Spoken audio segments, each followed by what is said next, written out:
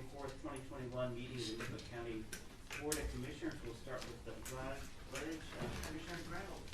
I pledge allegiance to the flag of the United States of America and to the republic for which it stands, one nation, under God, indivisible, with liberty and justice for all.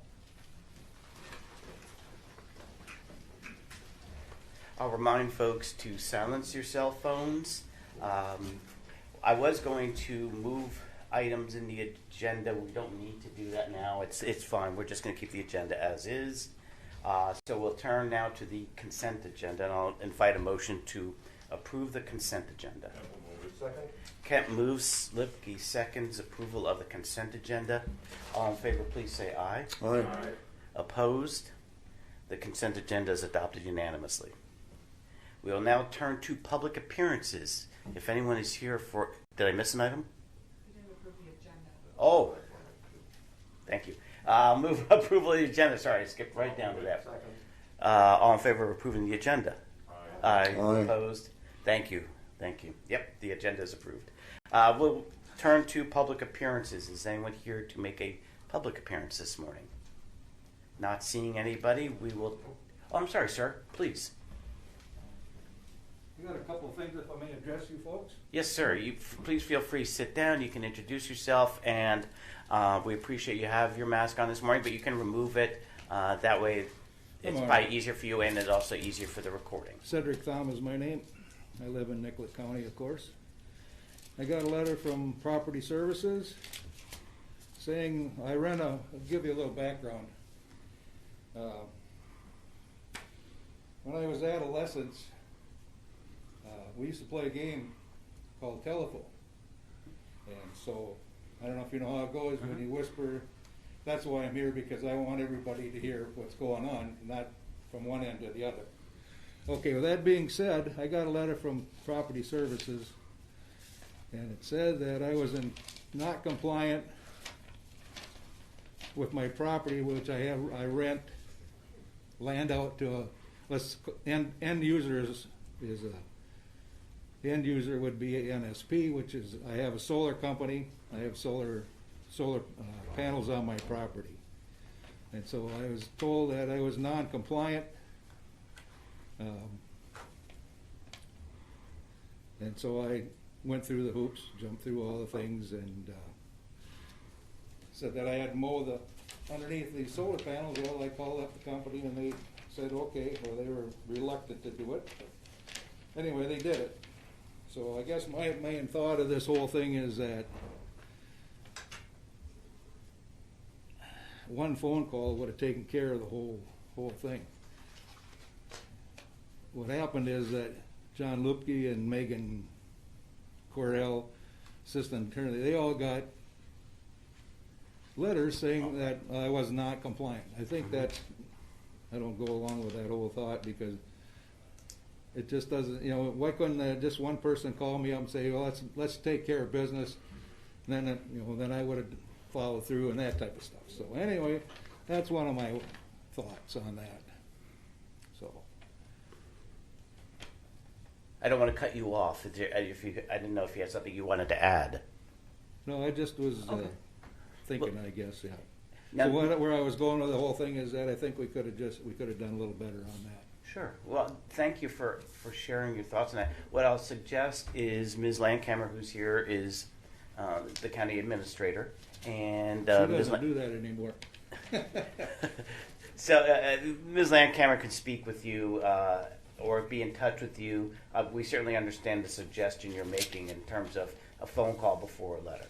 Before you send out all the paperwork and get everybody's all up in arms. Sure. No, I Okay. completely understand what you're saying, sir. Thank you. Number 2, if I may continue on.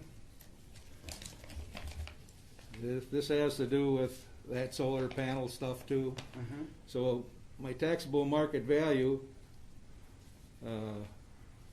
they told me let's see, I didn't get in the right one here, I'm sorry. Anyway, they said that I had $41,000 worth of increased valuation on my property. And I went to ask down in the corner there what the deal was, and she says, well, it had to do with your fence that went around the solar panel. Well, the courthouse is the one that said that they needed to have a fence around there. Why would that be an increase on my property tax when I have nothing to do with it? You know? And did you get an answer to that question when you asked? I did not. It's for 2022, and it might be too soon to know about it. But so that's where I'm at with it. Well, similarly, how can the improvement, $141,000, be when something all I'm doing is renting the land? I don't even own anything, nut, bolt, or screw in that panel. Mm-hmm. What I'll suggest is similar to the first one. Either Ms. Linkhammer or someone else from the right department can reach out to you and talk with you more about that, because it sounds as though you may not have gotten a complete answer to the question you're asking us today. The five of us aren't in a position to answer, but Lorna certainly could. Well, you guys make some of the decisions, so we'll certainly. You should all be aware of it. That's my point. And we'll certainly hear back from Lorna and Mandy. All right. After they have a chance to talk with you. All right. Appreciate your time. Thank you, sir. Thank you for coming in. Any other public appearances? Okay, seeing none, we'll turn to the funding request for Connecting Nicollet County. Come on up, introduce yourself, and as I said, you're welcome to remove your mask while speaking. Sometimes easier for the recording and for folks to hear. Gotten used to not having it on, so putting it back on is right. kind of a bummer, but I understand.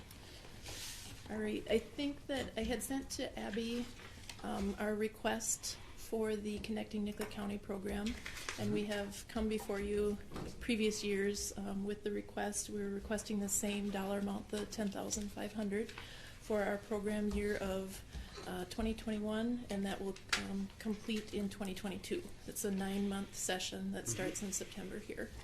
So I know in the past we've done the workshop, and you guys have asked questions, so I guess I'm just open for any questions that you might have regarding our program, or where it's going, or what's happening with it. Maybe first I'll ask if you'd like to just mention sure. the document that we all received this morning. Oh, and I didn't say, my name is Jean Ganson. It's okay. Excuse me.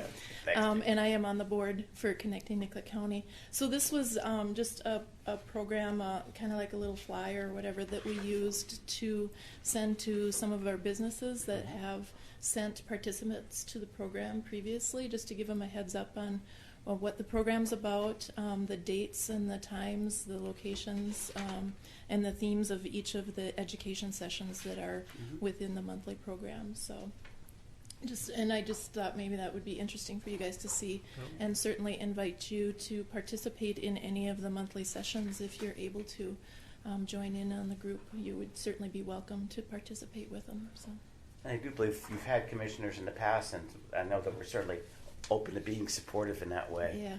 Let me just ask if I know you were asking, Gene, if there are any questions. I just had one. Commissioner Kemp. Have we got,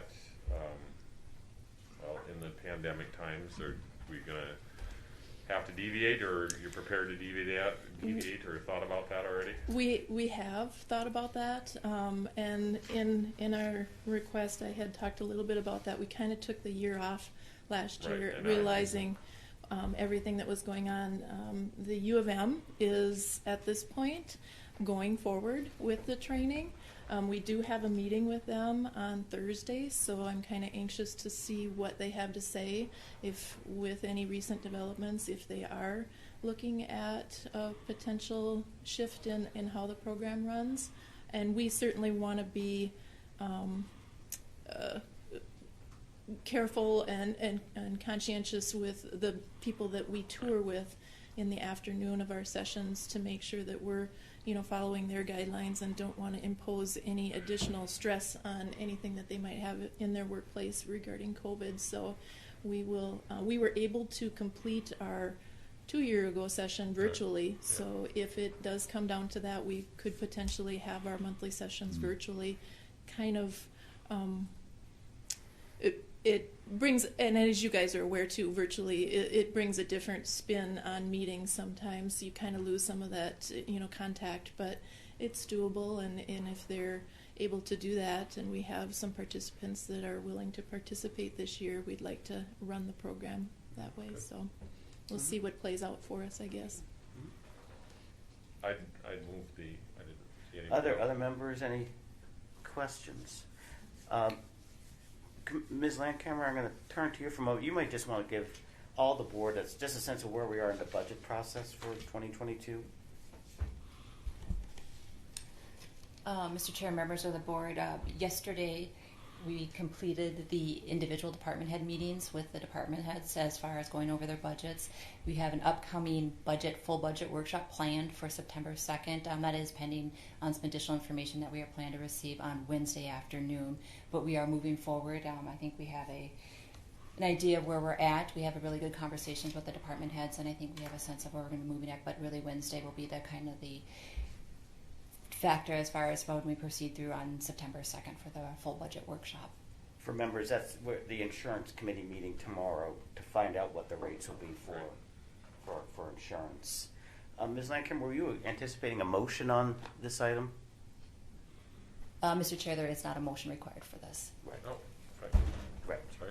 Well, this is all part of the. That's why I told it's part of the this is all budget. part of the overall budget process. Sure. Yep. But it's a great opportunity if members have questions, also for you to Yeah. give us an update so we know how things are going. And I thank Yeah. Commissioner Kepp for the question about the pandemic and how it's Well, affected that's you. everybody's Yeah. top tip of the And iceberg it right is. now. It is on our mind as well. And we were, after we had taken that year off, and we were kind of pleasantly surprised to have 16 that Yep. were anxious to start, and some that had applied the prior year, and we just told them that we're taking the year off because of the pandemic. So they held over and are ready to start this year. So we, want to again ramp up. We'd like to have, more, up to 24 in each session, but we felt that 16 coming back after what we've kind of been through was okay at this point. So we'll see what happens.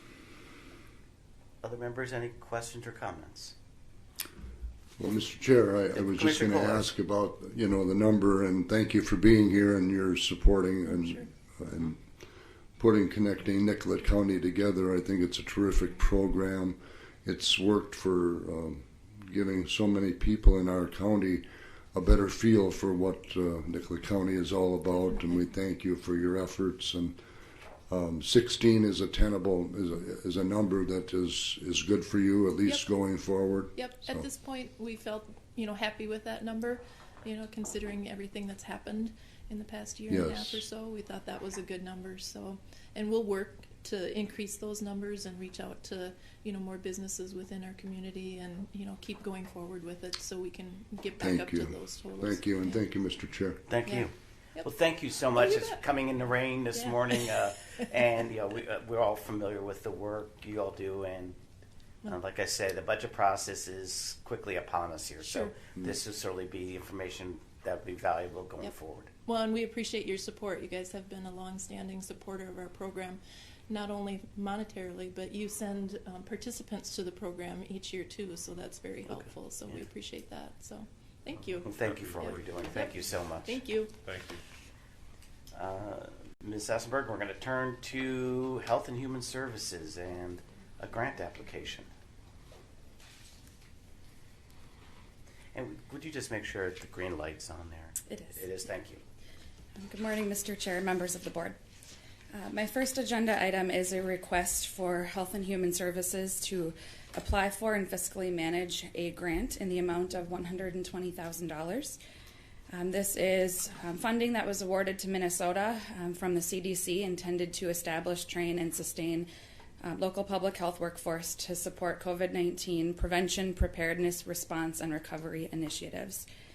We are requesting this grant so that we can hold regional trainings for the incident command structure.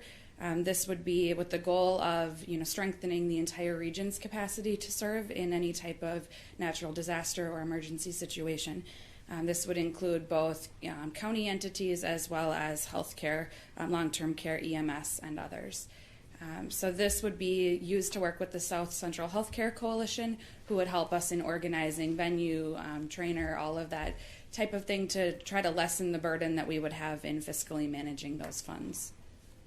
So this morning I am looking for approval for us to apply for and fiscally host this grant. I'll second. Second. Let's see. Commissioner Lipke moves. Commissioner Kolar seconds. Commissioner Kemp thirds. Discussion on the motion. Well, it sounds like a very valuable opportunity, and as you say, we're serving as a fiscal host, so a necessary component. If there are no questions or comments, all in favor of the motion, please say aye. Aye.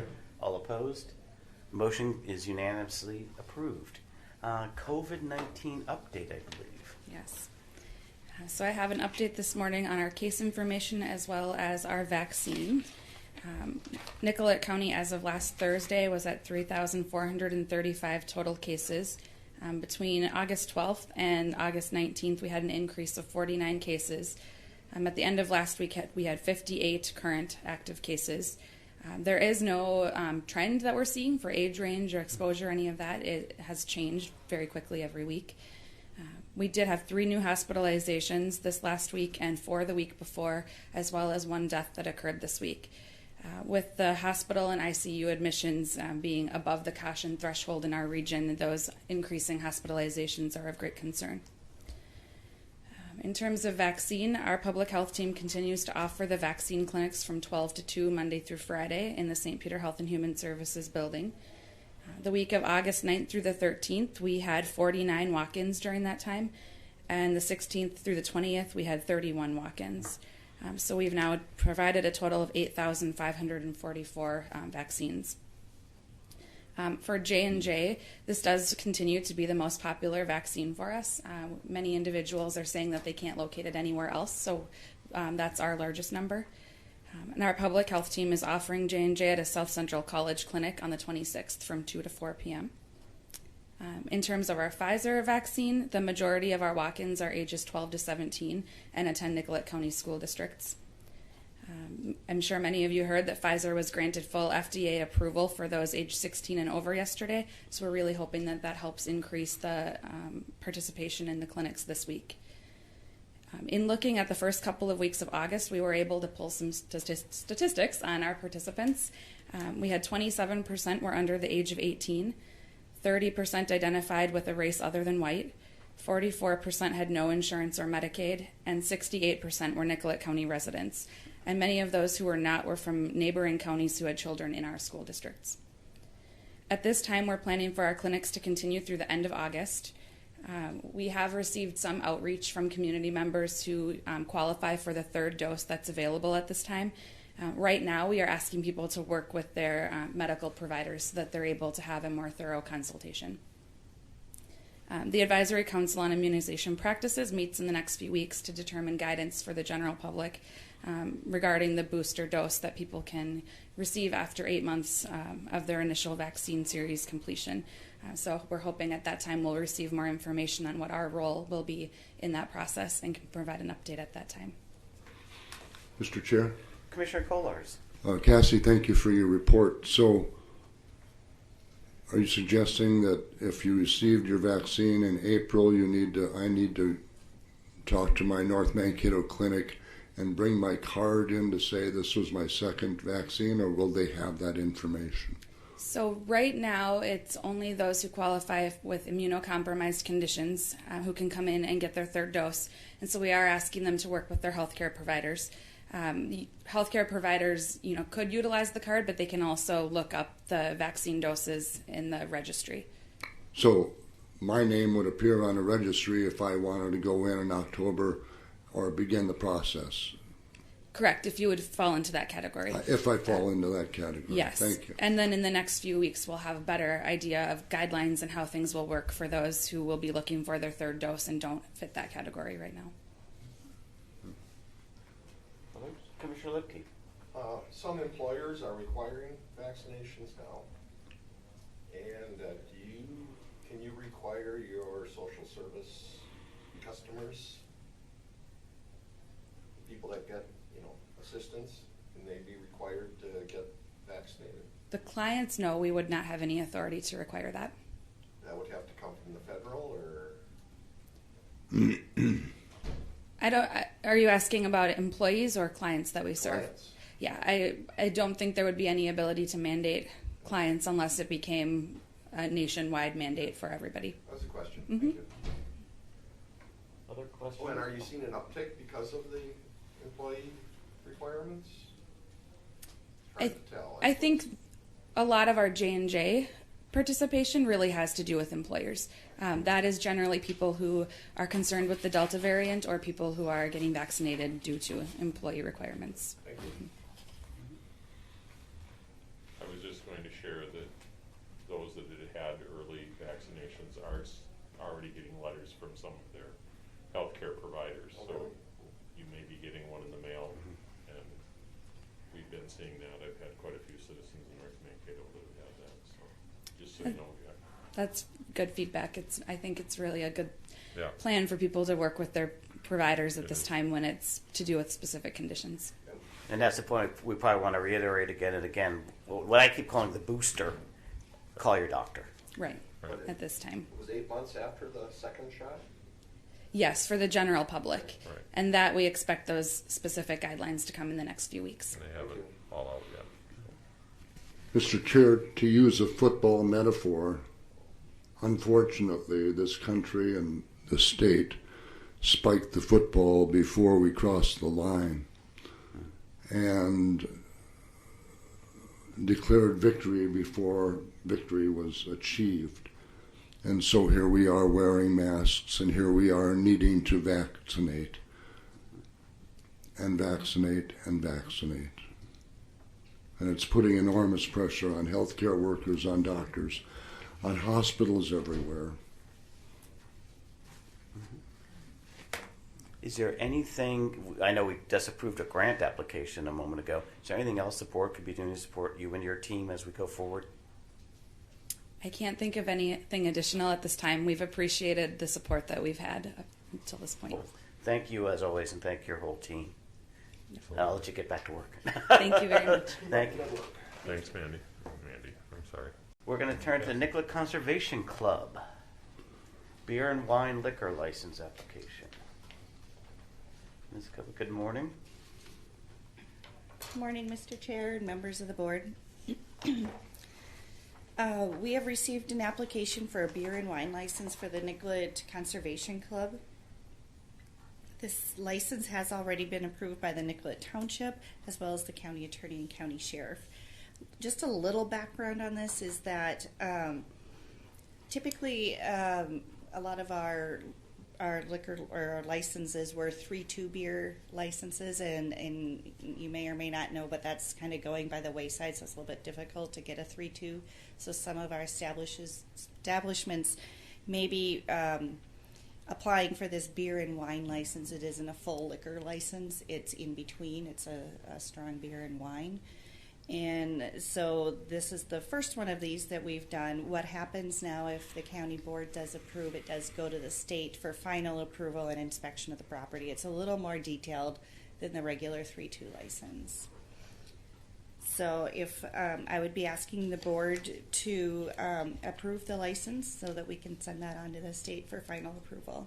I move we give approval. I'll second it. Commissioner Lipke moves approval. Commissioner Kemp seconds. Any discussion? I think it's only Shells that's making the 3-2. Yeah, I'm not sure who the 3-2 distributors are, but we just do know that they are going by the wayside a little bit difficult. Yeah, there are several that quit. So.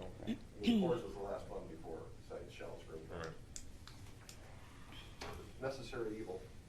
Well, and most of your small batch operators, nobody's making 3-2 at all. So. Well, if there are no concerns or questions, all in favor of the motion, please say aye. Aye. Opposed? The motion passes unanimously. Thank you. While we've got you, anything else to report or the like? Not at this time. I'll be back up with, we have a lot of ditch proceedings going on, so, and other proceedings coming up. So I'll be back up with more information on that. Perfect. Thank you. Thank you.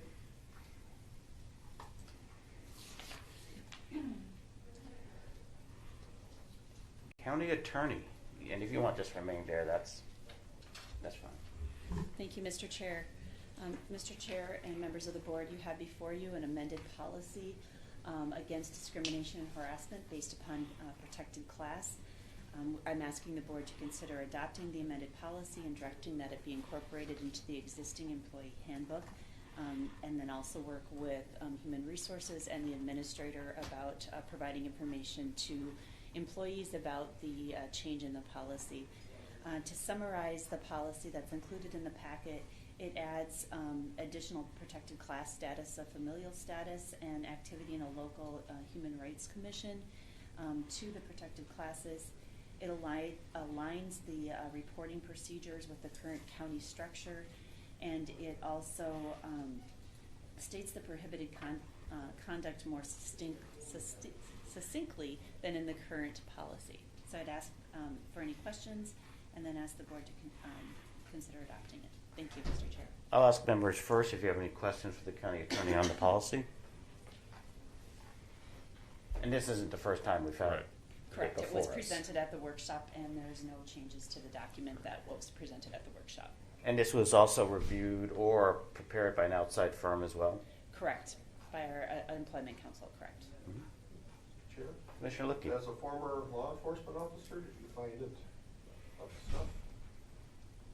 Well, typically law enforcement isn't the first line of enforcement in these particular proceedings, but it's very consistent with all of the other documents that we've worked with, and I'm quite content because it's been reviewed by our very competent council, not only our elected officials, but those that we hire as council, so I would support it.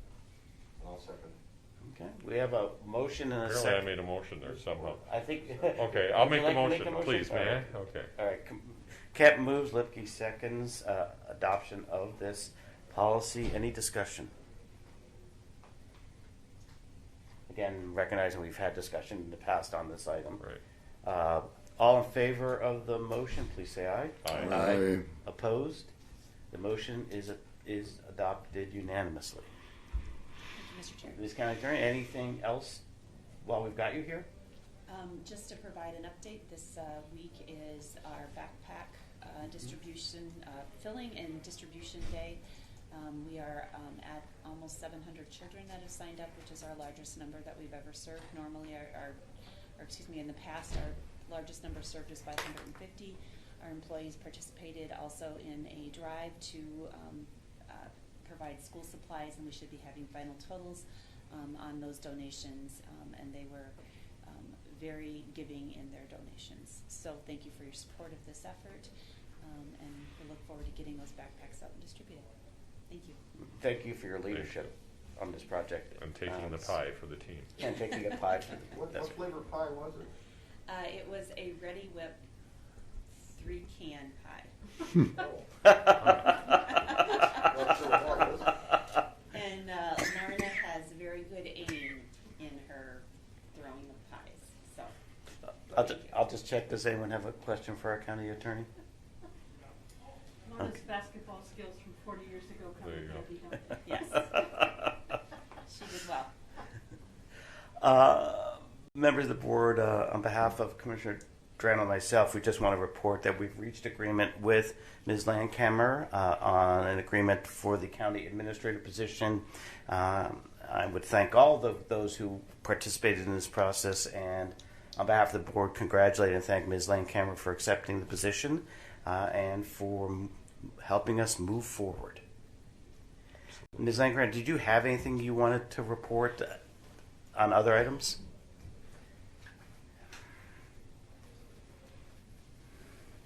Yes, Mr. Chair. Good morning, Mr. Chair and members of the board. The one item I do have before you within your packet is just for the reappointment of David Anderson for the South Central Minnesota HRA Board. Mr. Anderson has been the representative for several years and has agreed to a reappointment of another term with it. So today I'm just asking for reappointment of Mr. Anderson in his term. I would move that reappointment. Second. We have a motion by Commissioner Kemp, second by Commissioner Lipke to appoint or reappoint Mr. Anderson to the HRA board. Any discussion? Mr. Chair, refresh my memory. Are those 3-year terms, Mandy, or do they go shorter? I can't remember. My understanding it's a 2-year term. 2-year. Thank you. Other questions or comments? Seeing none, all in favor of the motion, please say aye. Aye. Aye. Opposed? The motion is adopted. Please thank Mr. Anderson on our behalf for his willingness to continue to serve. Yes, thank you. Okay. Going to turn to Commissioner Committee reports. Commissioner Kemp. The usual board meetings plus Statewide Emergency Communications Board, and those are the only ones that I've appeared at since the last time we discussed this. Commissioner Lipke. The department head meeting we had here, the lunch with employees, and then the interview day. Okay. Commissioner Drantle.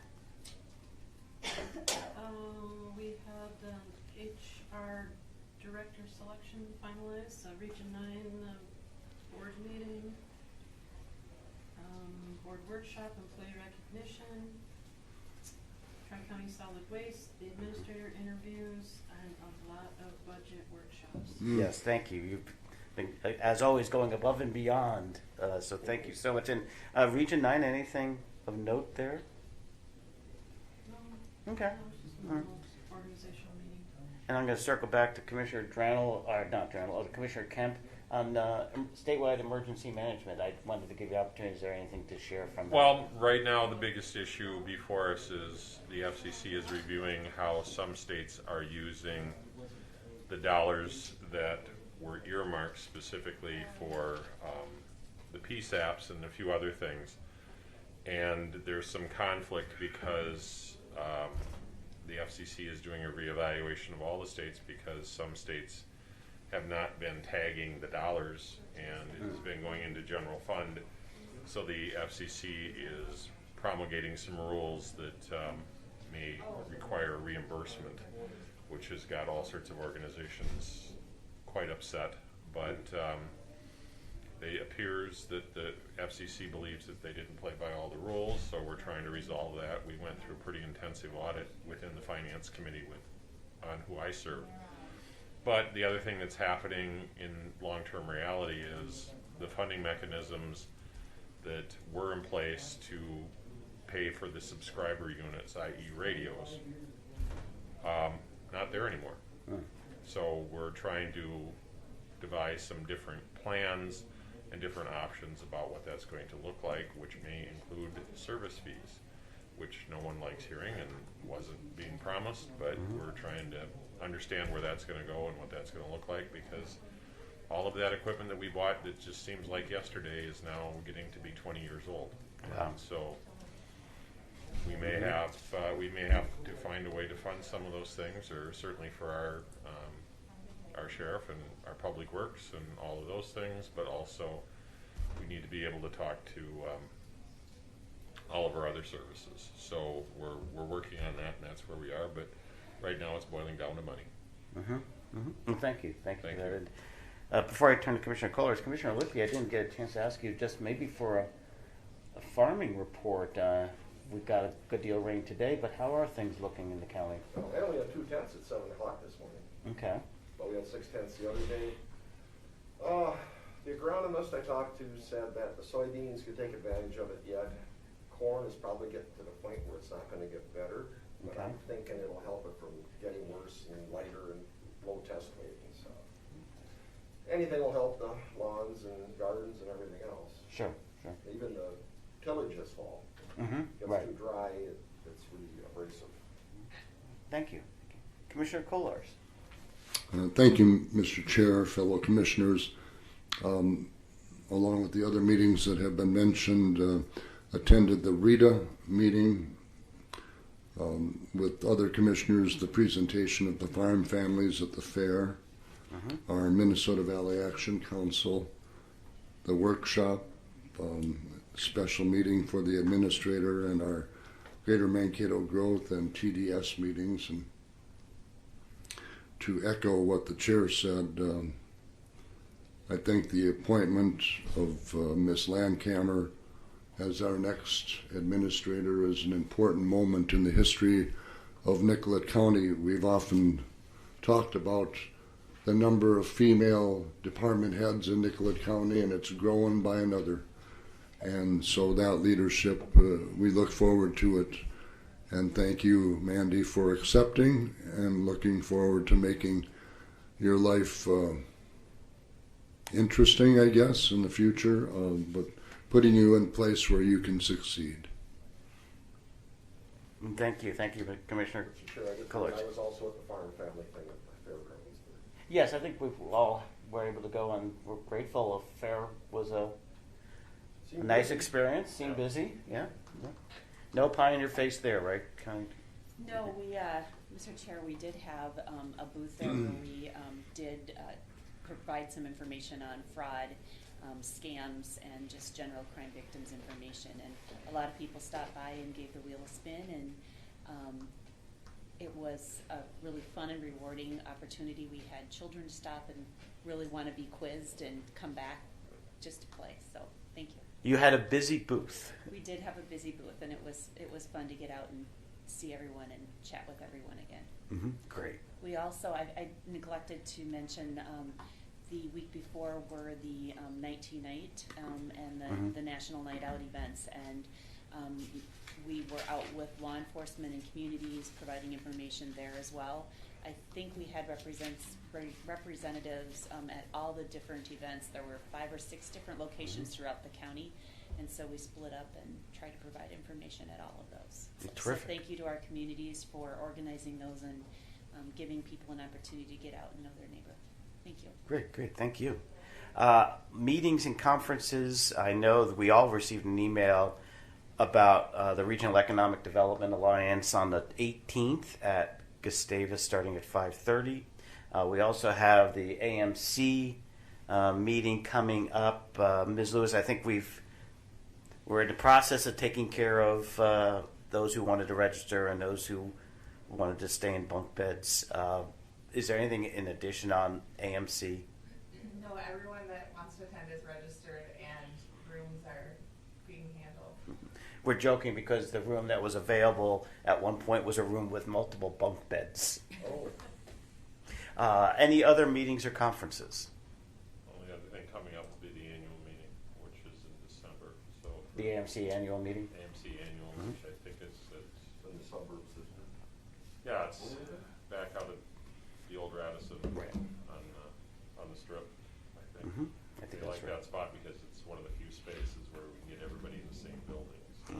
Mr. Chair, Commissioner Kohlers. have we had a report on the HR hire to the board? I don't believe we've had an external report. We're certainly within the staff, and maybe I'll turn to Ms. Landcamer on the status of that position.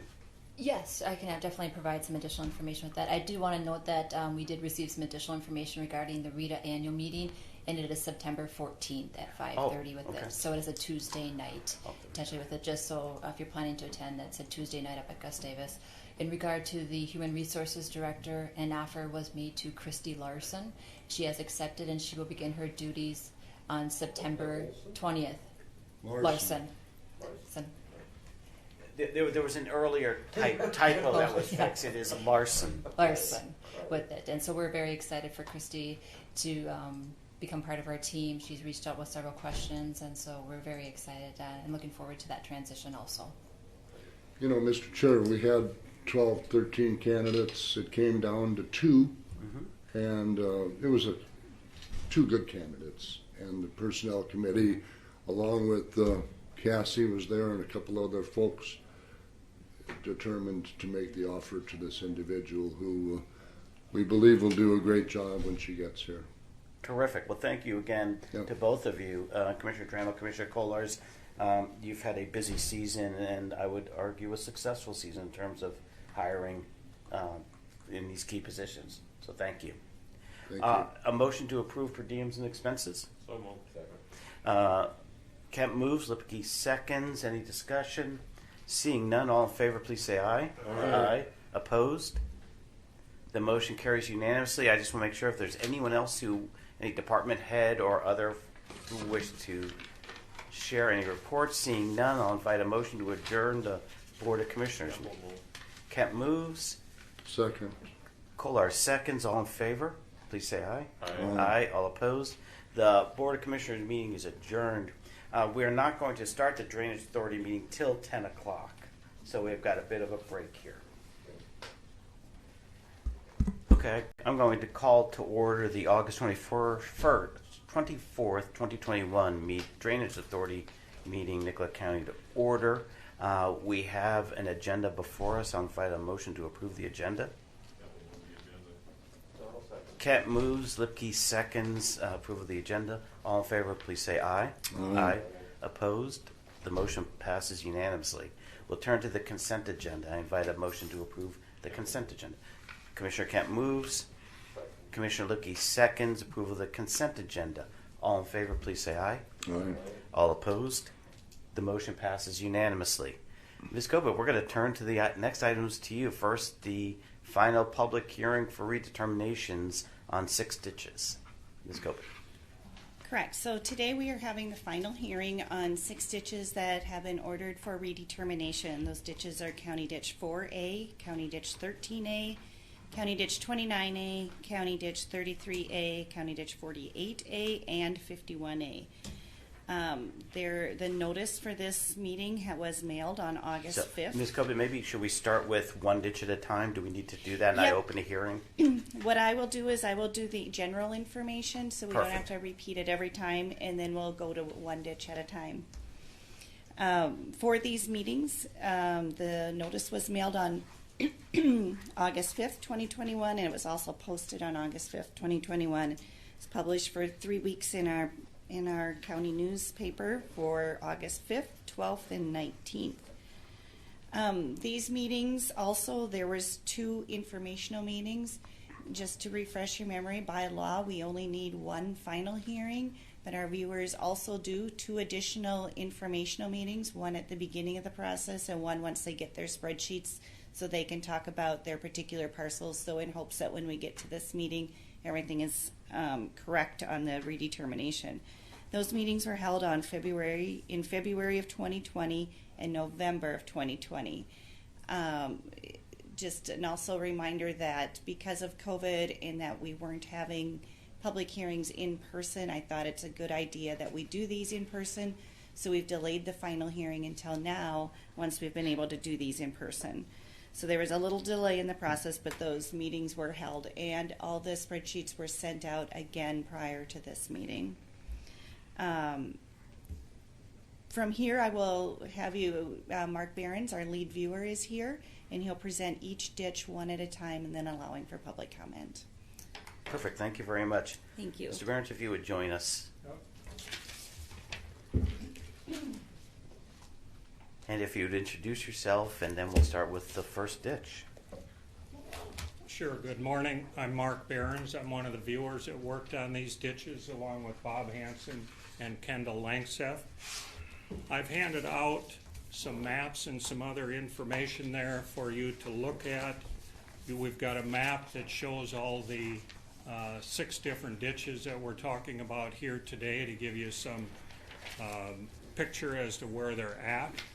Also, I've handed out a sample of final viewers information.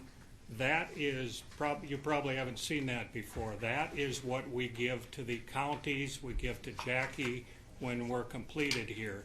That's all the information. That one happens to be County Ditch 48A. But in that packet, obviously it's got the map for the ditch system, it's got an informational sheet about the specific ditch, it's got our official viewers report, property owners report. Also, we send out an example spreadsheet and explanation. Our spreadsheets, or these spreadsheets, there's so many numbers with the deeded acres, benefited acres, amount benefited. It can be confusing, so we send an explanation sheet out with that. Also, there's the spreadsheet that all the landowners would have gotten for their parcels and their benefits, their percent of benefits. And when we're completed here today, if these do pass, then I would send an electronic copy to Jackie so she's got that also. But that's what that packet is there. So on County Ditch 4A, that's the first ditch that we're working on here today. As Jackie said, we had 2 informational meetings, for these ditches. The only meeting that's required by law is this public hearing that we're having here now.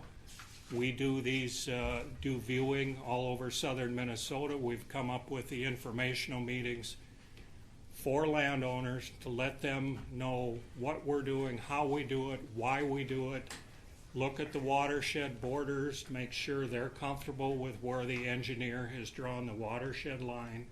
We ask landowners to let us know if they're tiled in, tiled out, so we can adjust our numbers accordingly. We build a book like this on every single system that we work on. This one happens to be 4A.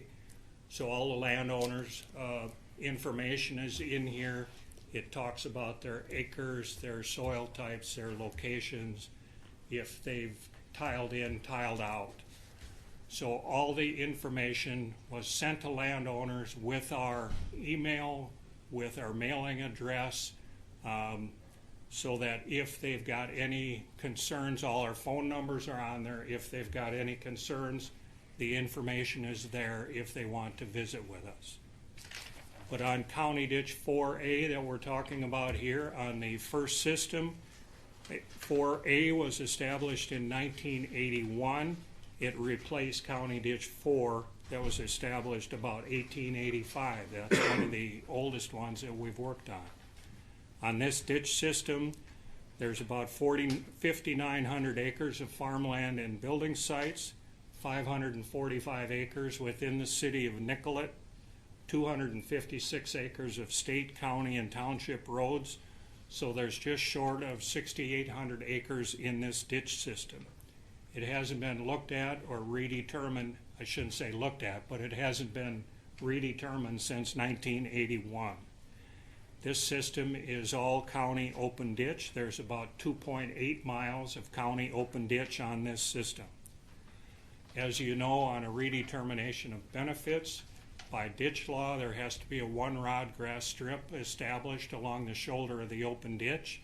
It's confusing because it's the same one-rod grass strip that Dayton said you will put it in the one-rod grass strip. Under Dayton's law, you didn't get paid anything for it.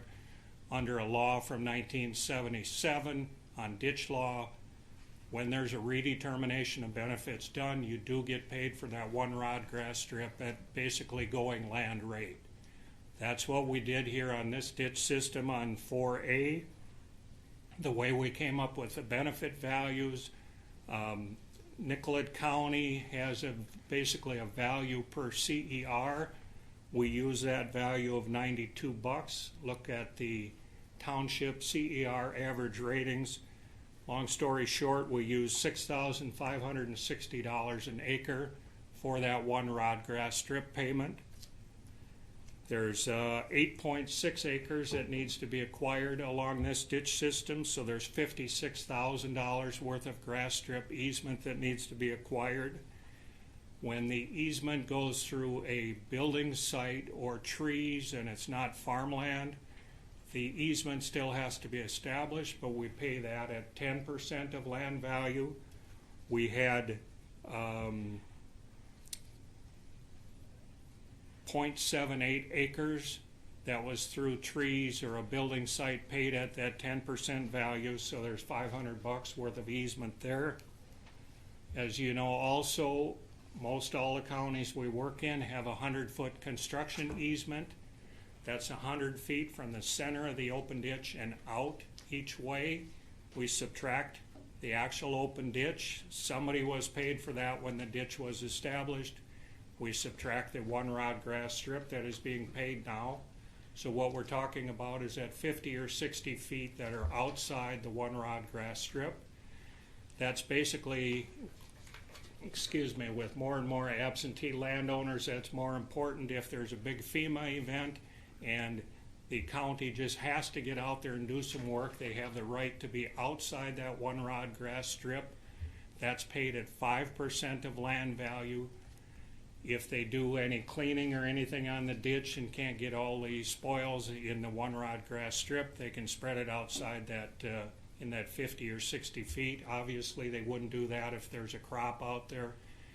if there's a FEMA event, they have to get out there and do work. If they wreck any corner beams, the ditch authority or Nate would determine how much was ruined. The landowner would be paid for that, any crop damage there. So on that construction easement paid at 5% of land value, $328, we've got 30 acres of construction easement. So there's just short of 10,000 of construction easement. Also on this system on 4A, there's some county open ditch. It's basically right in the city of Nicollet. There's some houses that are up against that open ditch. The easement still has to be established, so we looked at those parcels and paid anywhere from $50 to $200 per parcel for that easement. Odds are the county won't be out there, but the easement should be established in case they do need to go across their property. So there's 13 parcels, there's $1,400 worth of easement there. So on this system on 48A, there's $68,500 worth of easement that has to be acquired. That's paid for by everyone within the watershed of County Ditch 4A. We have to have, by ditch law, an estimated assessment on all the spreadsheets that were sent out. We used $73,000 as an estimated assessment. That covers the grass strip, the construction easement. There may be some engineering costs, there's some viewer costs. We just have to throw a number at it. We use $73,000. On this system, we look at benefits on all the systems. We've got $2,700,000 worth of benefits on this system. Also on 4A, there's several other ditches that use 4A as an outlet. County Ditch 48A is to the north of this system. That outlets into, as you know, you did a reestablishment of records on 48A. That, with that reestablishment of records, that extended that outlet, or what they thought was the old outlet of 48A. Originally they thought it was Duck Lake. It extended down into Middle Lake. So 48A dumps into Middle Lake, which ends up going out 4A. There's an outlet benefit. We looked at drainage coefficient, acres, how much of 4A is used. We determined that there should be a 1% outlet benefit for County Ditch 48A into 4A. So 1% of all the costs on 4A would be paid by 48A. Also, we've got County Ditch 76A that actually is pumped into Middle Lake. So that's a little different ball game. They're getting rid of their water. It's getting pumped into Middle Lake. We looked at outlet benefits there, looked at acres. 76A would have a 5.3% outlet benefit into 4A. Also on Middle Lake, there's a dam on the south side of Middle Lake before it flows into 4A. So anything on the back side of that dam is controlled by the DNR. Their drainage on the upside of that dam is much, much lower than anything on the downside, that any water that can drain it right into that open ditch. So we looked at that. People that drain into Middle Lake, they don't have as good an outlet. Their benefits are less. People that can drain into the actual open ditch, they've got a good outlet. Their benefits are higher. Also 4A, eventually it dumps into County Ditch 39. Eventually, when County Ditch 39 is redetermined, 4A would have an outlet benefit into 39. 39 has to be bigger and cleaned more often because of 4A's water. So that will come down the road whenever a group determines or redetermines 39. So that's as short as I can make it, and you learned more than you wanted to on this ditch. But I'll happy to answer any questions. Members, any questions for Mr. Behrens? Yes. Commissioner Lipke. On the city where the street sewers or open sewers to the street go in, do they get assessed more per acre than farmland, or is that the same? Yeah, yes, they would have, that's accelerated runoff. Right. We've got what we call a building rate benefit value. We look at benefit values for different soil types. Building sites have a higher benefit value because of that accelerated runoff. So we look at the acres in the city. Because of the roof and sidewalks. Yep. Okay. We just use that 545 acres times our benefit value, and those benefits, that assessment goes to the city, and however they divide that up, that's up to them. And is that the whole city of Nicollet is in this project? Or majority? A lot of it, yep. Okay. Thank you. Other commissioners? Mr. Chair, Commissioner Kohlers. thank you for your report today. Very complete. Thank you. So, my question to you is, this ditch hasn't been redetermined in 40 years, and the folks who benefit from the ditch have benefited for 40 years, correct? Yep. Will it be another 40 years when you're back before this board? I don't know if it's the same board. Somebody will be, but that's not uncommon to be 40 years. We see it all the time, 30 or 40. A lot of ditches we worked on haven't been looked at for 80 years since they Right. were established. Quite often on those old ditches, only 30% of the acres have been paying the bills for 100 years. And, So- and Mr. Chair, we looked at this 5 years ago, the folks in Jackie's office, and decided at that time that redetermination was well past overdue, which is why you're here in front of us. Yep, and as you know, Nicollet County, they're methodically working through their ditches to get them redetermined. We've done a lot of them here. They're working in groups and working your way up. And we've got another set of ditches actually in the next couple weeks. We've got on 2 different days, I think we've got 10 different ditches that we're having informational meetings with landowners. Yeah. Thank you. Thank you, Commissioner Kohlers. Any other commissioners? Well, without further comments, and we're going to turn and open up the public hearing portion of the redetermination on County Ditch 4A. This is now the opportunity for members of the public to offer comment and questions on the redetermination of benefits proposed. We'd ask that discussion stay focused upon the redetermination issue that's before us. If there's any member of the public who would like to speak, please come forward, introduce yourself, and the floor is yours.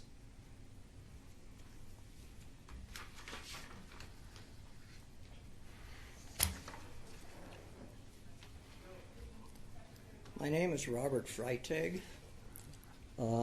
I've looked at this sheet, and I have roughly, I think it's around 120 acres. It's north of, or not north, but south of Nicollet, a mile south of Nicollet. We are, the determination of benefits is for the whole 4A. The whole farm is for 4A.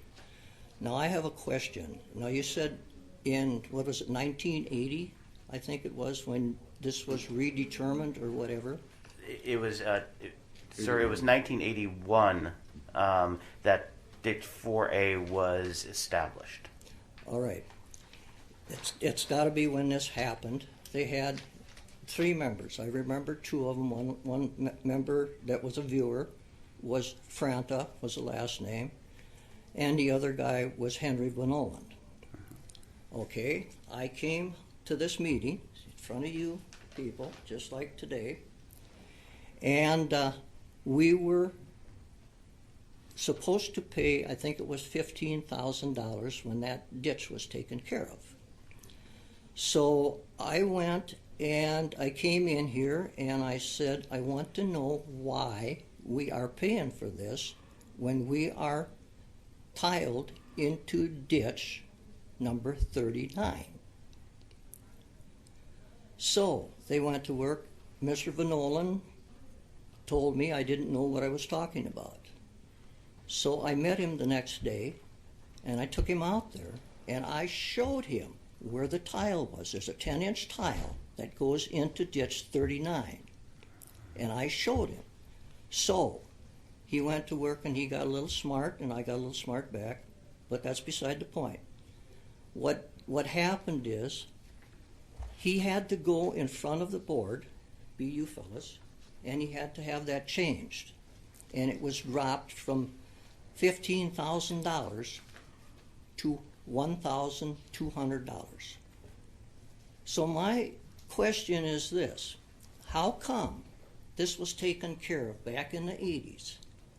Why am I going through the same thing again? Why is this coming the same way now? Excuse me. That wasn't supposed to happen.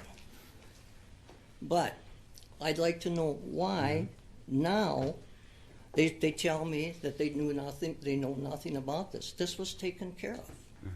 Why would I fool around going to work and coming to meetings and stuff like that when this has been taken care of?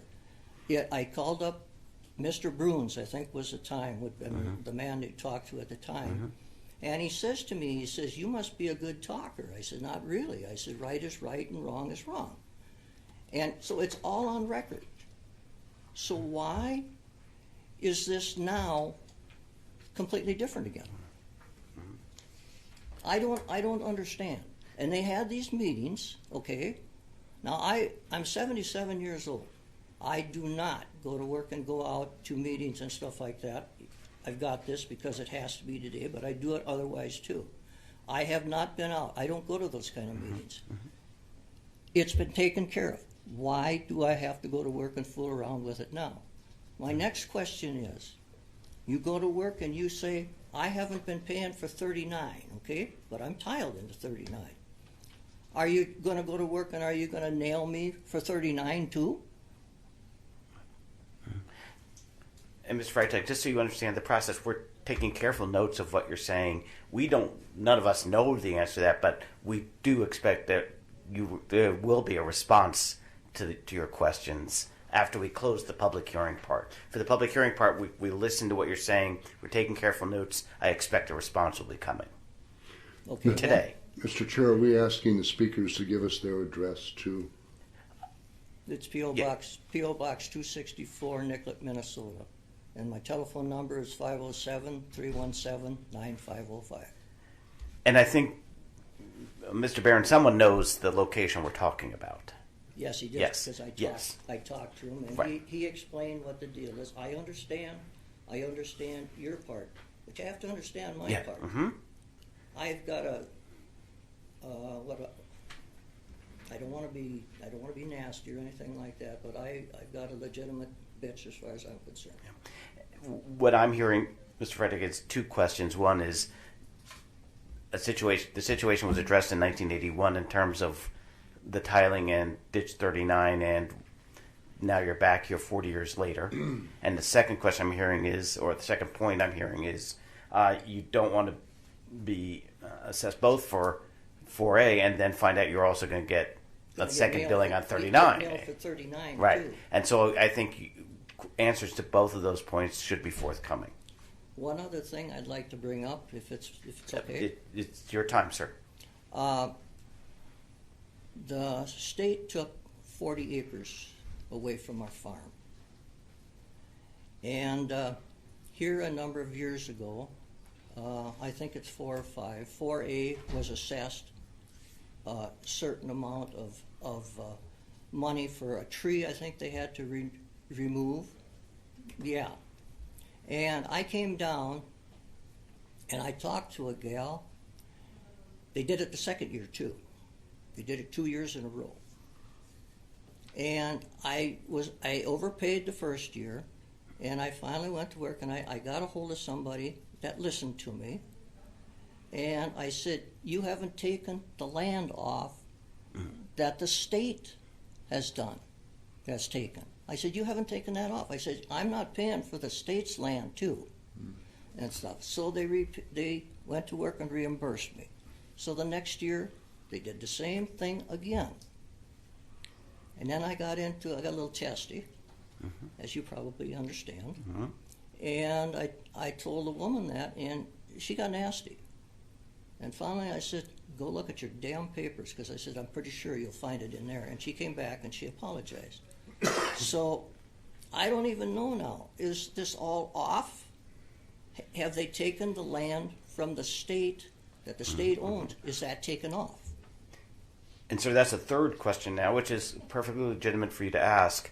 And we'll also be expecting that third question be answered as well. Now, I don't know that third question can be answered today, but you will at least have some contact before you leave here today about the third question. I just don't know if Mr. Behrens is able to answer the third question or not. Well, that's good. I'm glad I was able to come today and to go to work and talk to you people and tell you my concerns or my bitch, whatever you want to call it. Sure. So I appreciate you listening to me. And thank you, sir, and I hope you will stay, because there will be responses forthcoming. Okay, if there's responses forthcoming, can I re-respond? We will determine that when we see what happens here. Okay. How's that? All right. Let me leave my options open. Okay, smart move. Thank you, Mr. Fraser. Thank you for coming down today. Are there others who would like to speak during the public hearing portion on County Ditch 4A? Sir. If you would introduce yourself, and as Commissioner Kolarz, we'd like to just make sure which property we're talking about. Yep. I'm Scott Morgan. I work for the Minnesota Department of Transportation in Mankato. And I've already talked with the viewers about this. I'm here for more informing you. We've had a conversation with a landowner out along Highway 99, and they've got some concerns about the drainage through there. And they've talked about our culvert being too high, and we don't think there's an issue with it.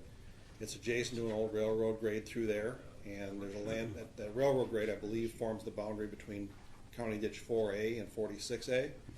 And a landowner has dug through that. Somebody, I'm not sure who.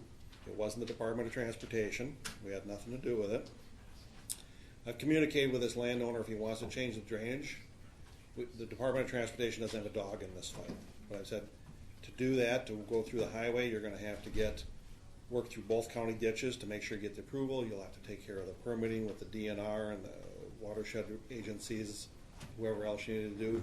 And then you'll have to get a permit to get the work done on the right of way and do the work yourself. And so I just wanted to communicate that to the board. I've already talked to the viewers about that, but I wanted you guys to know where the Department of Transportation sits on that issue. So that's all. And before you leave, I think we have Mr. Henry here. I thought Mr. Greenwood was here, but Ms. Landcamer, you've heard what was just shared. Perfect. Thank you for bringing that information to the county's attention. Thank you, Commissioners. Thank you. Others who would wish to speak during the public hearing on County Ditch 4A? Seeing no one else, I'm going to close the public hearing portion of the redetermination on County Ditch 4A. I think at this point, Mr. Behrens, maybe you come forward. We had some questions that were raised, and I think it would be best if we had answered those questions before we had a motion on the redetermination. On the question as far as we had at least three questions. You may not be able to answer one of them. The first question was that there was a discussion in 1981 about Mr. Freitag's property and whether the tile emptied into County Ditch 39A or at 4A, and his assessment was reduced from $15,000 to approximately $1,000. And I think there's concern he's being assessed again now on the wrong ditch, essentially. Is that a fair way to state that? Yep. And I don't know what they did as far as reducing anything on that from the 15,000 to the 1,000. Mm-hmm. When we get our maps from the engineer, we have county open ditch obviously listed there. We have county tile listed there. We do not look at private tile. that private tile generally would not enter into our numbers. We do look at private tile if they're tiled out of a county system. His land is in County Ditch 4A. He's tiled down to County Ditch 39, which is fine. We see that quite often. That's why we have our informational meetings with the landowners to let us know if you're tiled out of a county system, and we reduce the benefits if you're tiled out of a county system. The benefits do not go to zero, but they're reduced. We generally do it 50%. Say you're tiled out from 4 into 39, we'll reduce your benefits by 50% on County Ditch 4, because the theory is your surface water is still going to go to County Ditch 4, your subsurface is going to go to 39. So those benefits you'd be paying into two different ditch systems, not over-assessed, but you would be paying into two systems. My surface water is going that way, my subsurface is going that way. So that's exactly why we have the informational meetings, so that landowners can let us know that, and we work with that all the time. The one thing that would come into play if you cannot tile into another county system if that county system has recently been redetermined. 39, as far as I know, has not been redetermined. So when that is done, those acres, had it been addressed, but if we'd have known that he was tiled into 39, we would have reduced his benefits on 4, and then when 39 is redetermined, those acres would be brought into 39. We've got that on some of these other systems, and we put it right in our viewers report. So-and-so let us know that they're tiled into this system. We address that. Those acres have benefits, and it's addressed, and they're legally tiled into a system. All the information that was sent out, actually, for our 2 informational meetings, has our, like I said earlier, our phone numbers, our emails, our mailing address, and it says right on the invite that they were given, if you have any unique drainage situations, let us know so that we can adjust our numbers accordingly. Sure. Likewise, if you're in a permanent program, CREP or RIM, we can't get that info from Soil and Water. So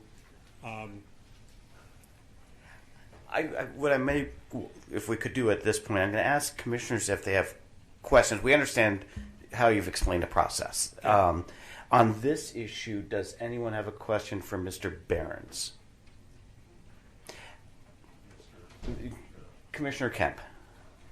Mr. Behrens, so what I think I've heard is the affected landowner has not made any contact, so you were unaware of this subsoil drainage to 39A? Right, we met 10 minutes before the meeting started. Yep. Commissioner Kemp, if I might, and Ms. Cook, but I don't know if you're the proper person to ask this question. I'm going to channel what Mr. Frederick may say. He may say, I let you all know. I gave you notice in 1981 that this was a problem. So I could understand where someone might not have known. There's not a comment on you, Mr. Behrens. Oh, no, we're good. But I can understand where something may have happened. And Mr. Behrens, I don't know if you're the right person to ask whether it's appropriate to take into account the information Mr. Freitag provided 40 years ago about a subsurface tile or not. And I honestly don't know. There are others with more experience here. Ms. Kopitz here. But I think we should have an answer to that question as to he did provide notice, but it was 40 years ago. That may not be a question you can answer, Mr. Behrens. You can say, I don't. That's not. Ms. Kopit? Well, and you may want to come forward, please. I don't know I have the correct answer on it, but that, there was a lot of things that happened 40, 50, 60 years ago. In bad to say, some things were even done on a handshake or whatever, and that's the main reason we're doing redetermination, so we are catching everybody. That's not to say that this isn't a valid comment or a concern. It's just that it's, the timing of it right now. So, the board, I believe, will have to make a decision on moving forward with this if we want to have direct Mark to do any changes to the, and we wouldn't be closing this hearing then. And I'm not even exactly sure where we go with that if that happens, if we don't approve it as is. But, as for the comment from 40 years ago, yeah, maybe, but, they don't look at they look at how the maps are, the as-built, the process, and the tile maps have to come from the landowners. And so that's what this whole process is. But I might actually turn to our county attorney for a little advice on how we would move forward with this as well at this point of the hearing.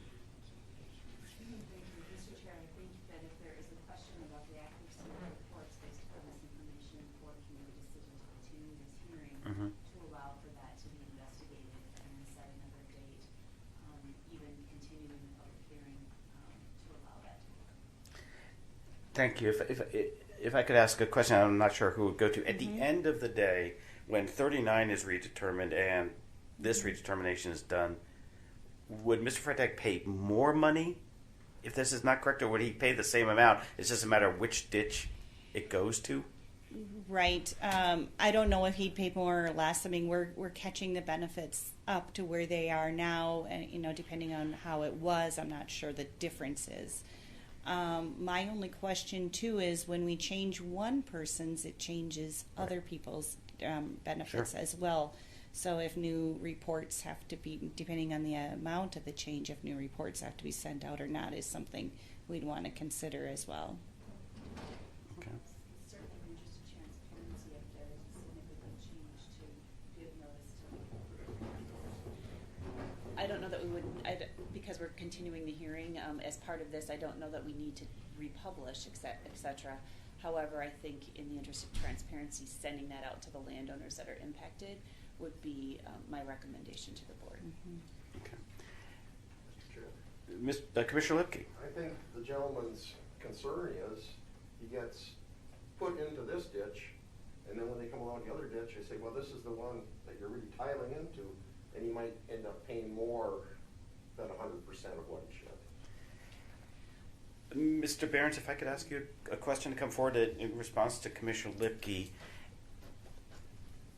And this is a hypothetical, but if the board were to determine that we're going to go forward with this redetermination, and then arguably Mr. Freitag would be paying into a ditch, and then 39 comes in, 39, excuse me, and the subsurface tile comes in, and he's now assessed a good deal for 39. In essence, I think what Commissioner Lipke is describing is almost double billing.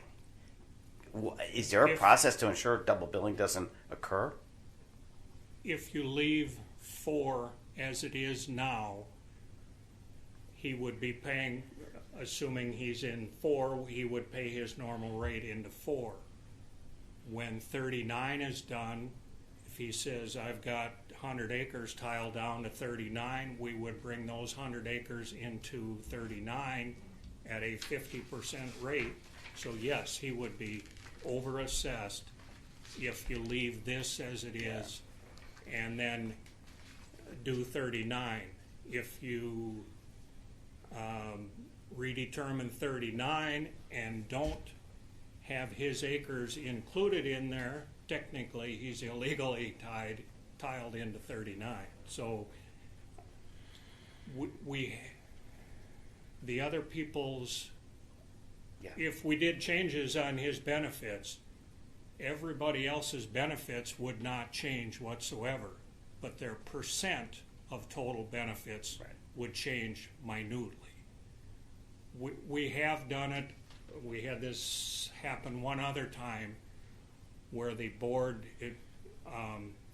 approved the whole report As it is, except for the individual's parcel, we adjusted that individual's benefits accordingly, that they're tiled out, lowered their benefits, and moved on from there. But obviously we'll do however we're directed. The one other question was about his acres. Can we stick on this point just for 1 second, if I'm... Yep. Because Mr. Freitag, I do want to note, and Mr. Freitag, I do want to note, there were opportunities to bring this up at the informational hearings. Absolutely. And I appreciate that you felt you brought it up in 81. Mr. Freitag, please go ahead. Also, I was just going to say, you're talking about these deals. I did not go out. I haven't been out much for just about 2 years with Okay. COVID. And I don't go anyplace. At my age, I'm not going to fool around with it.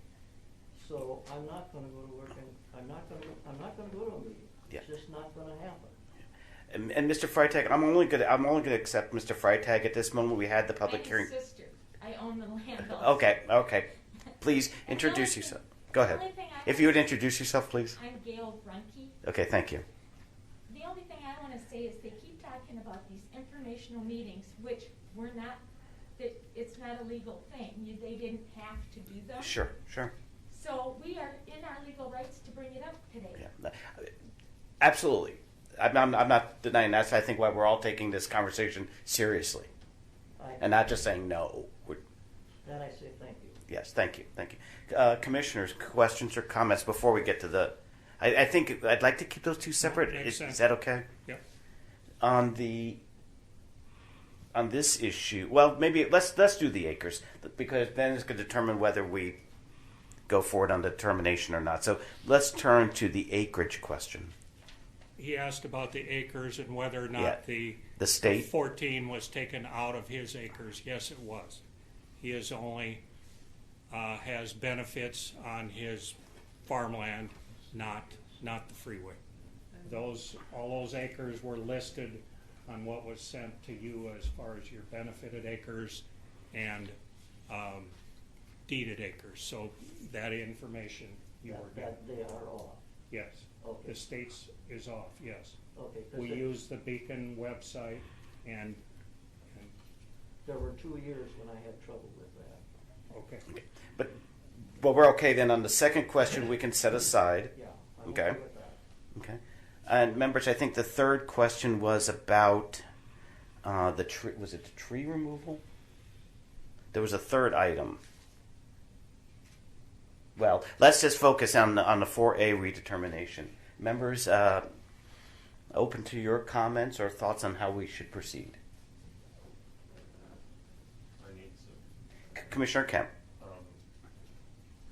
Mr. Behrens, you indicated that there has been a past practice where you had this happen before, and that you made and I can't use the right terminology to meet the statute, but was there a situation where, because it was merely the percentage being split, we did that, but still did the redetermination?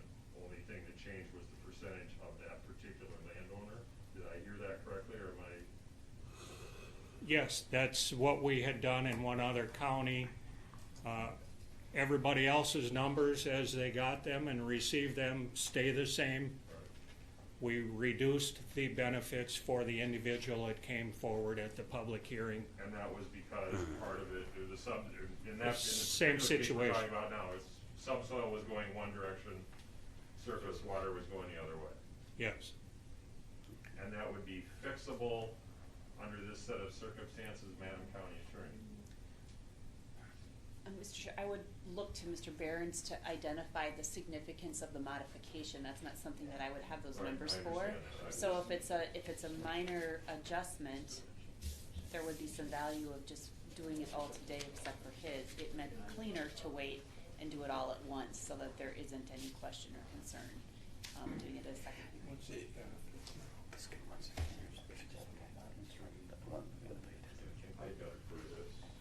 Can we not have a sidebar? Let's. Okay.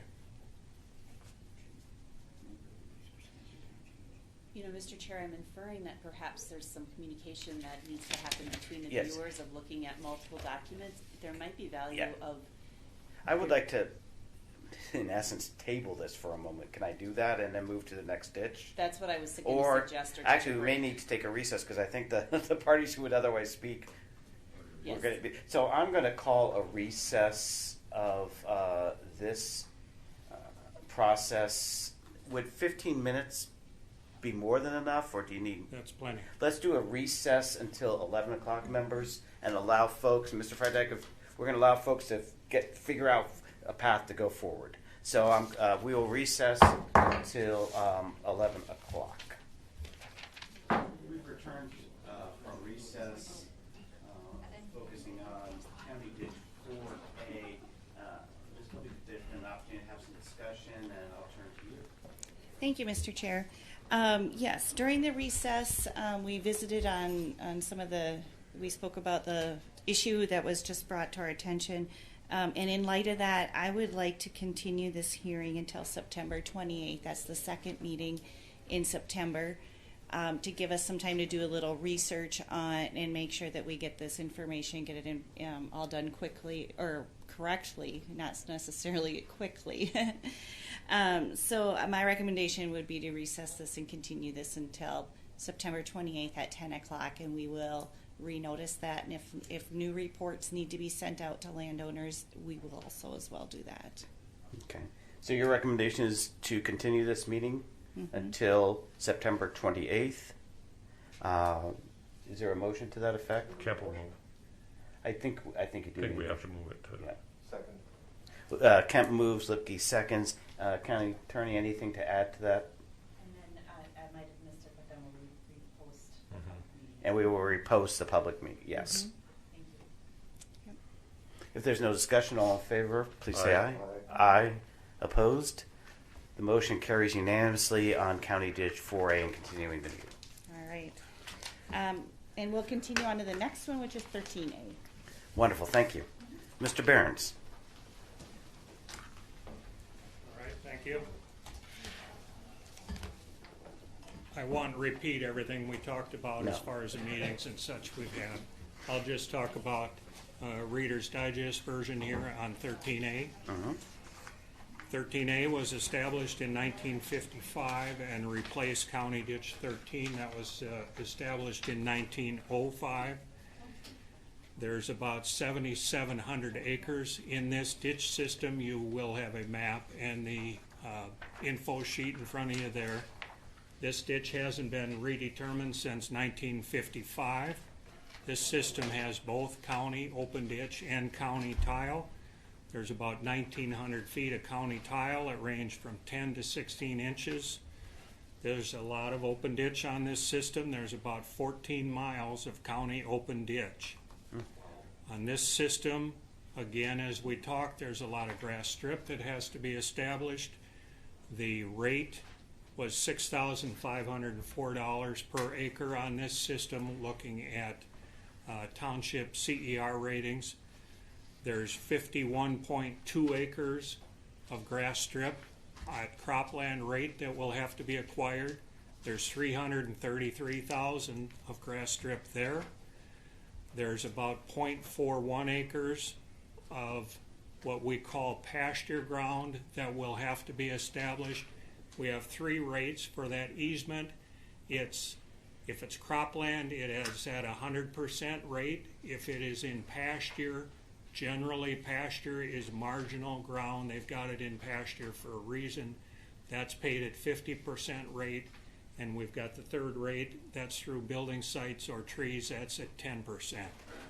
But on this one, we had 0.4 acres of pasture rate. There's $1,300 worth there. And there wasn't any at 10%. Also, the construction easement that we talked about earlier, because of a lot of open ditch, there's a lot of construction easement. There's 183 acres of construction easement to be acquired at $325. So on this system, there's $393,000 worth of grass strip that has to be acquired. paid for by everyone within that watershed of this system in the 7,700 acres. We used $400,000 as an estimated assessment. That covers that $393,000 plus some engineer and viewer cost. We just threw $400,000 at it. On this system, over a 25-year period, there's $6,500,000 of benefits over a 25-year period. This system, there's two small systems that dump into it. County Ditch 29A dumps into it on the north side. They would have a 2.9% benefit into 13A. We've also got County Ditch 37A that dumps into 13. They would have a 0.7% outlet benefit into 13. I'm happy to answer any questions. Mr. Behrens, what is the total benefits? $6,517,718. Thank you. About. Any questions for Mr. Behrens from the commissioners?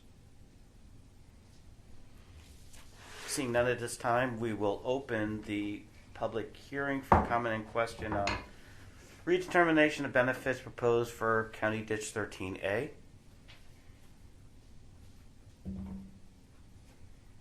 Anyone wishes to come forward? Seeing nobody, I am going to close the public hearing on County Ditch 13A. Members, at this point, it would be appropriate to consider a motion to either approve or deny the determination of benefits on County Ditch 13A. Also move. Second. Commissioner Lipke moves. Commissioner Kemp seconds approval of the redetermination of benefits on County Ditch 13A. Any discussion? Seeing no discussion on the motion, all in favor of the motion, please say aye. Aye. Aye. Opposed? The motion is approved unanimously. We will then, I will then invite a motion to direct the Nicollet County Public Service Manager to prepare findings and order concerning County Ditch 13A. I'll second. Commissioner Lipke moves. Commissioner Kemp seconds. Any discussion? Seeing no discussion, all in favor of the motion, please say aye. Aye. Aye. Opposed? The motion passes unanimously. We are completed with County Ditch 13A. Mr. Behrens, we are going to turn to County Ditch 29A. All right, thank you. 29A is a complete tile system. There's no open ditch on this system. 920 acres total in this system. There's about 4.7 miles of tile. On this system, we've got $550,730 worth of benefits over a 25-year period. This system dumps into 13A. As we talked previously, 29A has an outlet benefit into 13 of 2.9%. So on these spreadsheets that were sent out to the landowners, that $400,000 that has to be acquired on 13A, we just use this 2.9% outlet benefit as their estimated assessment, so we had a number to work with. That comes to $11,600 as their estimated assessment that was sent out to them on their spreadsheets. I'm happy to answer any questions. Commissioners, any questions for Mr. Behrens on County Ditch 29A? I have a procedural question, but Sir. I'm not sure that this is the appropriate place to ask it. The only thing I'm trying to understand is there 100% of the drainage then attributed to everything that is subsurface? There is no open ditch on this, right? Right. So then all of the benefit is acquired to this system because of the buried tile. Yes. Okay. The engineer drew the watershed line. And so everything there is assumed that it goes or perks to that hidden or the underground tile then? Yes. Okay. Unless somebody, and I'd have to look, unless someone had come forward and said, hey, I'm tiled over Right, here. and I just wanted to make sure that I understood that, because I had a disconnect there, so thank you for that, I appreciate it. Thank you, Mr. Chair. Commissioner Lipke. This exits into a stream then, or? No, 29A dumps into 13A. Okay. So That's why the outlet benefit. That's where the outlet benefit came in then. And for determining the okay, there's no strip on this one, but Right. determining the run rod, value of the run rod strip, you go by the tax records for the previous year, or the? Like on 13A, when we came up with the dollar value for the grass strip, the assessor's office has we look at sale records, they have a value per CER. We take that $92 value per CER times the township CER, and whatever it is, it is. And you know real estate values, it's hard for you to do that. You gotta have something, and that's probably the best you got. Yeah, it's unbiased, it's from them, that's from their sale records. Right. And Yep. Okay, thank you. Any other questions or comments for Mr. Behrens? Seeing none, thank you, Mr. Behrens. We will open the public hearing on the redetermination on County Ditch 29A. Any member of the public would like to come forward and speak on the redetermination of 29A, please come forward. Seeing nobody, I'm going to close the hearing, public hearing on County Ditch 29A redetermination. At this time, unless the board has any questions, I'd invite a motion to approve or deny the redetermination of benefits on County Ditch 29A. I'd move approval of the redetermination of 29A. I will second. Commissioner Kemp moves, Commissioner Lipke seconds approval of the redetermination on County Ditch 29A. Any discussion? Seeing no discussion, all in favor of the motion, please say aye. Aye. Aye. Opposed? The motion is approved unanimously. I will now invite a motion to direct the Nicollet County Public Service Manager to prepare findings in an order related to the redetermination on County Ditch 29A. I would move this, or I'll second. Commissioner Lipke moves, Commissioner Kemp seconds the motion. Any discussion? Seeing no discussion, all in favor of the motion, please say aye. Aye. Aye. Opposed? The motion is approved unanimously. Mr. Behrens, we are now going to turn to County Ditch 33A. You're, okay? All right, 33A. All right, thank you.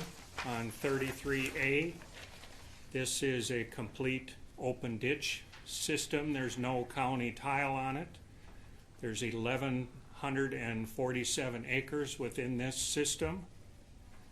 On the grass strip that we talk about, there's 10.22 acres of grass strip that needs to be acquired. Again, this was at $6,504, so there's $66,000 of grass strip. There's a quarter of an acre at 10% value. It's through trees or building site, $160 there. The construction easement, there's 40 acres at $325, so we got $13,000 there. So on this system, there's 79,777 of grass strip or construction that has to be acquired. On the estimated assessment, we used 85,000 as a number to throw at it there. Also on this system, we have $1,028,000 worth of benefits over a 25-year period. $1,028,264. Thank you. Questions for Mr. Behrens concerning Ditch 33A? Commissioner Dranel. It appears that the watershed line changed by the map. Yes. It says approximate and then approximate exterior or original, or what's happening here? Right. Watershed lines that they drew 30, 40, 50 years ago, a lot of times they used 10-foot contours as far as drawing those watershed lines, and they did the very best they could. This, what you see there as an approximate original watershed line, is what they used 40 years ago. Now with what's called LIDAR and they're very, very accurate as far as what water is flowing to a system, which water is flowing somewhere else. That pink line that you see there is using that new LIDAR, determining that watershed. The watershed is what it's always been. That hasn't changed. It's just more accurate now, determining where it is. But we've added acres and additional assessments to this then. Yes, those acres that are outside that original line, they maybe weren't paying anything anywhere, but now they will be included in this system. And we look at location rates where their property is physically away from the county open ditch or county tile. So the further you get away from a county system, that system is less of a benefit to you because it costs you money to tile your water over there. So we reduce benefits the further you are away. Thank you. Yeah. Other commissioners, questions? Commissioner I Kent? just have a procedural question. You indicated that normally it's very unlikely that these, what we now see is a greater outlying area than what was originally determined. We're unlikely to have encroached or, shall we say, determining a value to two different water systems. Right, that's why it's important and good when Nicollet County is doing them Why we do it in a a section. system at a time, or Right. bunches in a system. Gotcha. Then we always match up. We're very, very careful. We've got a system to match up acres as we're doing systems to match them up. If a system hasn't been looked at for 40 years, Right. we don't try and match up any lines. We Right. go with a new and improved The current line. data, Yeah. and the best data you have. I understand. I just wanted to make sure Yeah. that, I assumed that was happening, but Yeah. thank you. Other commissioners, questions? If not, we'll turn to opening the public hearing on County Ditch 33A. We'll invite comment from the public regarding the redetermination of benefits on 33A. Seeing no one come forward, I will close the public hearing on County Ditch 33A. I wasn't sure if we were about to. I know, I was. I'll invite a motion by the board to approve or deny the redetermination of benefits on County Ditch 33A. Kemp will move the approval. Second. Kemp moves, Lipke seconds the motion to approve. Any discussion? Seeing no discussion, all in favor, please say aye. Aye. Aye. Opposed? The motion is approved unanimously. Invite a motion to direct the Nicollet County Public Service Manager to prepare findings in order concerning the redetermination of County Ditch 33A. I'll move it. Second. Kemp moves, Lipke seconds the motion. Any discussion? Seeing no discussion, all in favor of the motion, please say aye. Aye. Aye. Opposed? The motion is adopted unanimously. We will turn to County Ditch 48A. Mr. Behrens. Thank you. 48A is the system that you did in reestablishment of records on here back a few months ago. And with that reestablishment, that changed the watershed line from where it previously was because it moved the open ditch down into Middle Lake versus dumping into Duck Lake. Also talking with landowners in that area, we adjusted. We start with the line that the engineer gives us. Then at our meetings, when we're talking to landowners, they say, no, that line needs to be moved over here, or there's a culvert under the road. The engineer makes assumptions as to where culverts are under roads as far as determining that watershed line. 95% of the time he's right on the money. Once in a while we'll be at a meeting and the landowner says you need to move that because of that culvert, and we do. So on this system there's 1,748 acres within that system, within that watershed after the reestablishment of records. It's all county open ditch. There's no county tile. There's about 3.2 miles of county open ditch. On this one, there's a little over 7 acres of grass strip that has to be acquired at cropland rates, 6,560 acres there. I'm sorry, $6,560. There's $46,000 worth of grass strip there. Also, on this system, there's a lot of what we call non-benefited acres in that slough on Duck Lake. So we've got 2.7 acres of land easement that needs to be acquired at 10%. There's $1,600 worth there. The construction easement that we talk about, there's 26 acres there, $8,500 worth of construction easement. So there's $56,354 of easement, grass strip, and construction easement on this system that will have to be acquired. There's $661,894 worth of benefits over a 25-year period. The estimated assessment on this, we used $62,000 for an estimated assessment.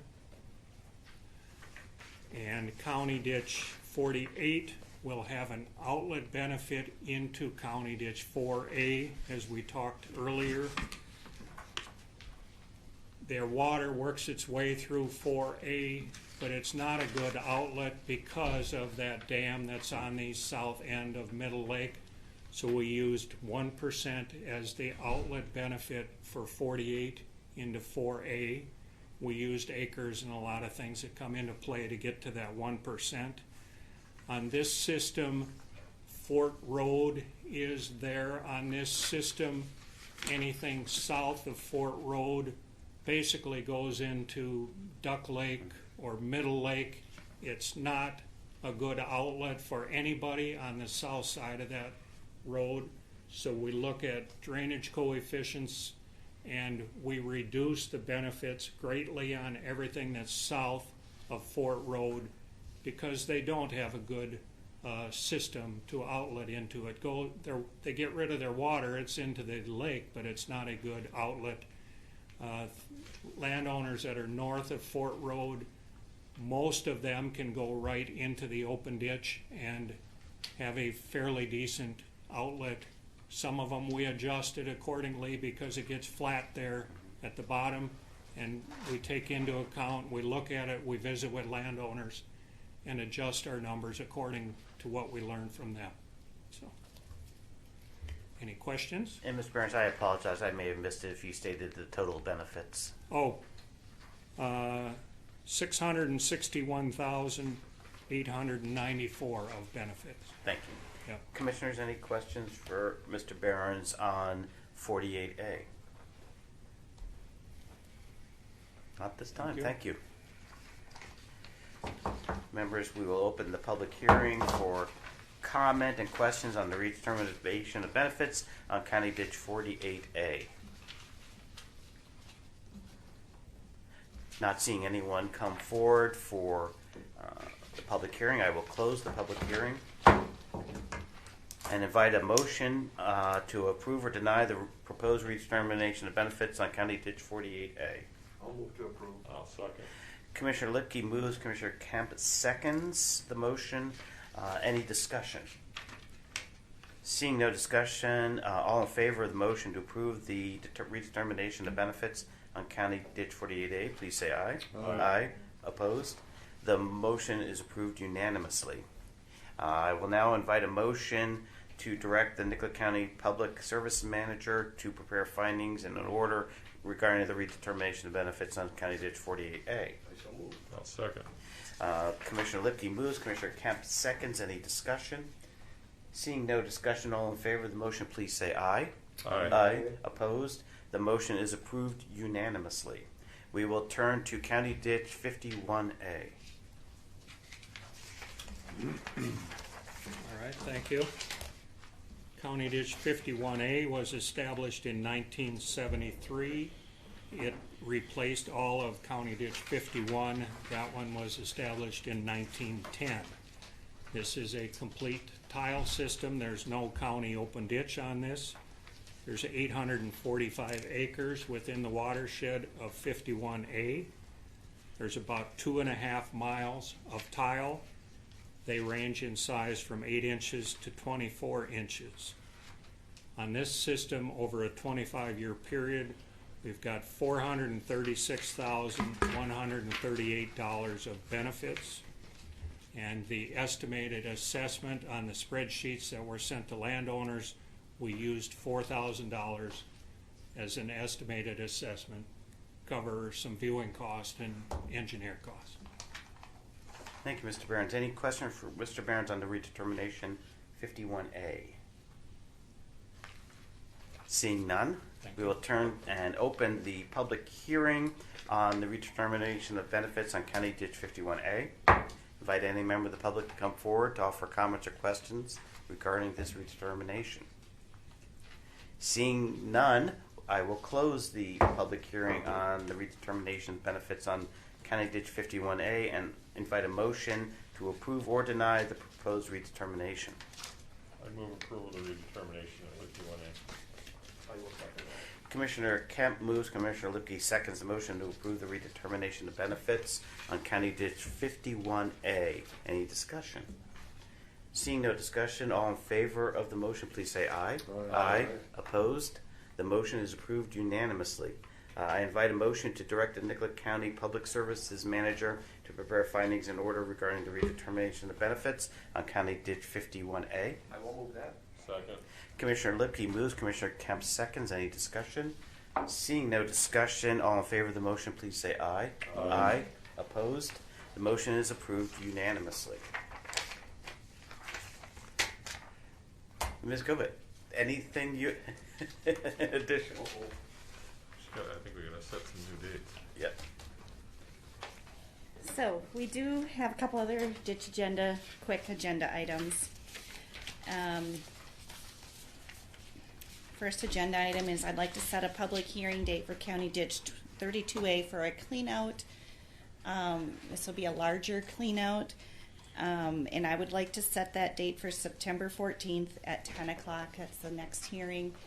This doesn't need to be published. We just need to notify the landowners so we can do it on the 14th at 10 o'clock. So moved.